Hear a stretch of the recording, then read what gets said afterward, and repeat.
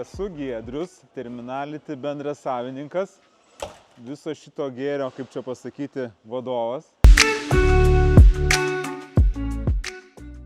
Klientų pritraukimas, komandos surinkimas ir visos tos, ką mes turim paslaugų spektrą Vilniui, lygiai taip pat padarimas ir Kaune. Tai vat pagrindinė dabar vizija ir pagrindinis toks fokusas yra Kauno terminalai. Matom tai labai didelį potencialą ir netgi tokios paslaugos trūkumą.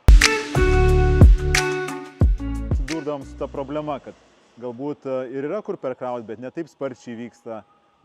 Galbūt kažkas ir atlieka paslaugą, bet ne tokia ir kokybiška. Tai vat su ta visa savo patirtim ir nusprendėm, kad to Kauno terminalo mums reikia. Mano darbas yra, kad procesai vyktų, kad mes kiekvieną dieną norėtumėm padaryti daugiau, norėtumėm padaryti geriau. Ir kad suprastumėm, kad esam dabar vienam taške, už metų ir už dviejų būti dvigubai aukščiau. Ir norisi tą komandos mentalitetą taip išugdyti, kad tobulumui ribų nėra, kad proceso tobulinimui, efektyvumui nėra ribų.